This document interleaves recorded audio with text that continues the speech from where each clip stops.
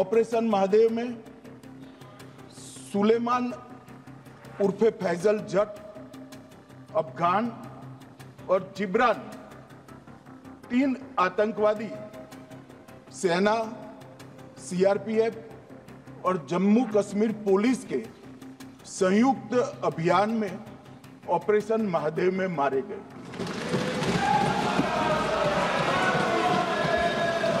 जिन्होंने बेसरन घाटी में हमारे प्रवासियों को, नागरिकों को मारा था, ये तीनों आतंकवादी ये थे और तीनों मारे गए।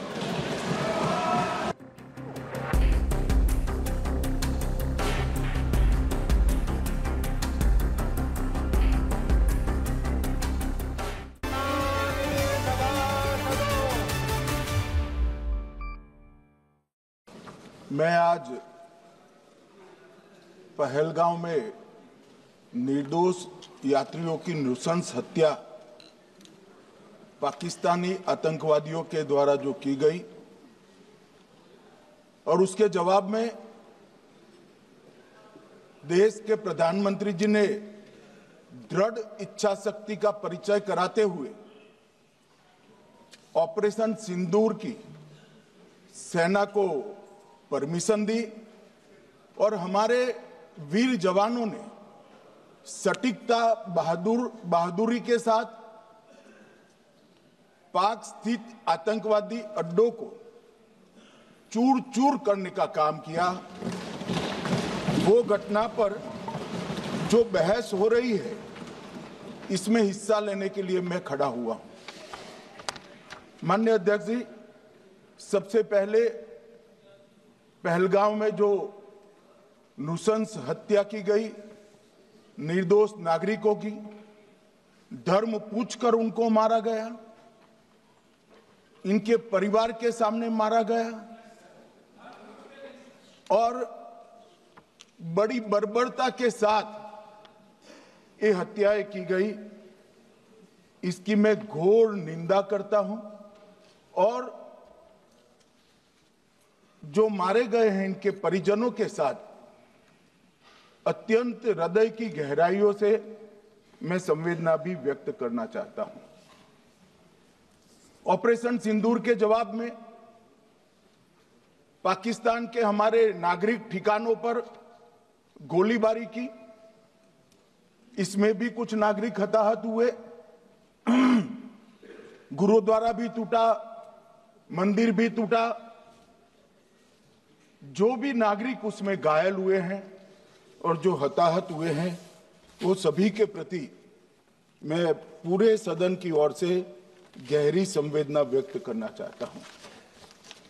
माननीय अध्यक्ष जी, कल से यहां पर पक्ष और विपक्ष दोनों की चर्चा चल रही है और स्वाभाविक है, जब इस तरह की नृशंस घटना घटे देश में, तब इस पर मुक्त चर्चा भी होनी चाहिए, चिंतन भी होना चाहिए, आगे न हो इसकी व्यवस्था की भी चिंता होनी चाहिए।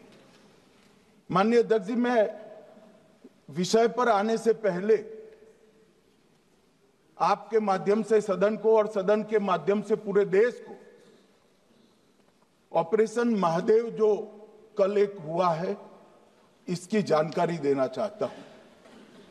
माननीय अध्यक्ष जी, कल ऑपरेशन महादेव में सुलेमान उर्फे फैजल जट, अफगान और जिब्रान 3 आतंकवादी सेना, सीआरपीएफ और जम्मू कश्मीर पुलिस के संयुक्त अभियान में ऑपरेशन महादेव में मारे गए।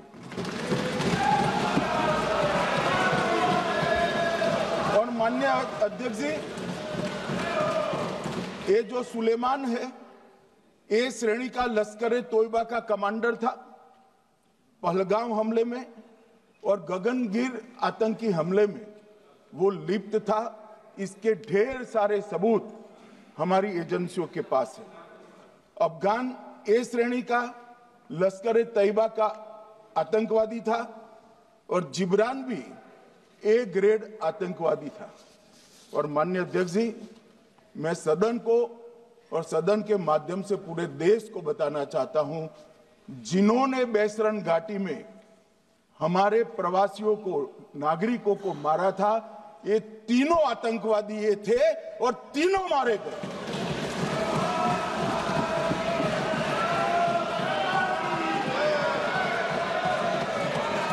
और मान्यवर, मैं आज इस सदन के माध्यम से सेना के पैरा 4, सीआरपीएफ के सारे जवान जो अभियान में शामिल थे और जम्मू कश्मीर पुलिस के जो जवान थे, वो सभी को सदन और पूरे देश की ओर से बहुत बहुत साधुवाद देना चाहता हूं। माननीय अध्यक्ष जी, मैं इस ऑपरेशन महादेव के बारे में थोड़ा डिटेल में बताना चाहूंगा। ऑपरेशन महादेव की शुरुआत 22 मई 2025 को, एक प्रकार से तो जिस दिन हत्या हुई थी उसी दिन रात को 22 मई 2025 को हुई। जिस दिन हत्या हुई थी उसी दिन रात को एक सुरक्षा मीटिंग की गई थी जम्मू कश्मीर में। ये पूछ रहे थे, कोई गए नहीं, सिर्फ राहुल गांधी गए।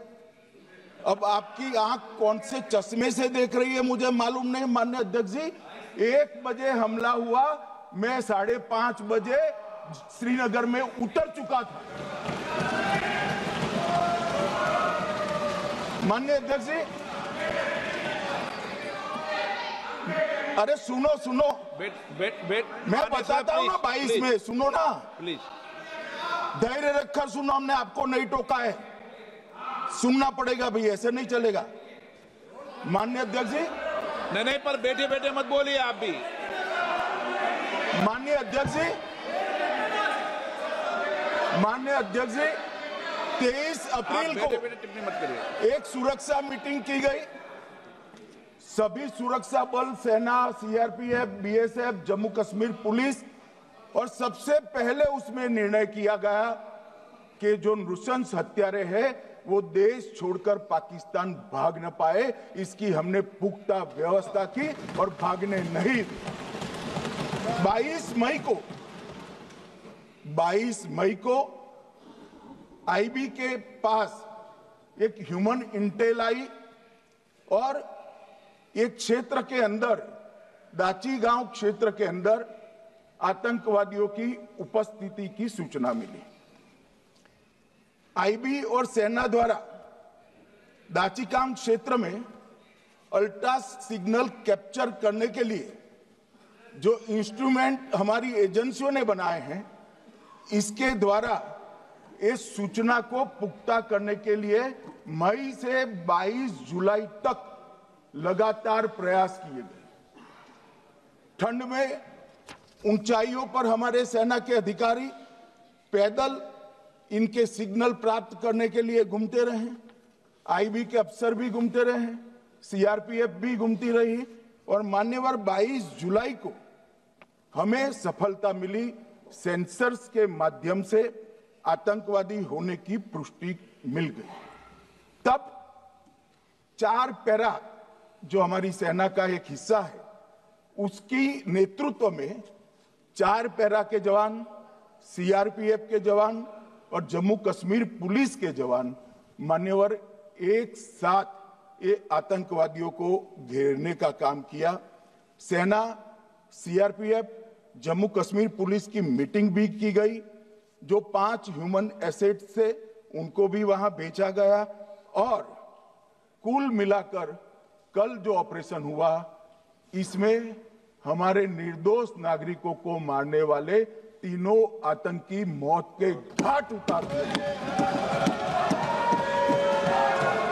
मान्यवर, तीनों के नाम मैंने बताए हैं, सुलेमान उर्फे फैजल जट, अफगान और जिब्रान। मान्यवर, वो तो एक आशंका थी कि यही लोगों ने घटना की है, मगर मैं बाद में एनआईए की जांच पर आता हूं, एनआईए ने पहले से ही इनको जिन्होंने आसरा लिया था वो लोगों को गिरफ्तार कर रखा था, उनको खाना पहुंचाने वाले लोगों को अपने कब्जे में रखा था। तो जब आतंकवादियों के शव श्रीनगर आए, इनसे पहचान कराई गई, 4 लोगों ने पहचान लिया, यही 3 लोग थे जिन्होंने पहलगांव में आतंकी घटना को। मगर हमने इस पर भी भरोसा नहीं किया मान्यवर, कोई जल्दबाजी नहीं की। हमने जो आतंकी घटना स्थान से कारतूस मिले थे, वो कारतूस का एफएसएल रिपोर्ट पहले से करा कर रखा था और चंडीगढ़ सेंट्रल एफएसएल के अंदर बैलिस्टिक रिपोर्ट के आधार पर उनका रिपोर्ट तैयार था। जब ये कल आतंकवादी मारे गए, इनकी 3 राइफलें पकड़ी गई, एक M9 अमेरिकन राइफल थी और 2 AK-47 राइफल थी। जो कारतूस मिले थे वो भी M9 और AK-47 के भी थे, मगर हमने इससे भी संतोष नहीं माना।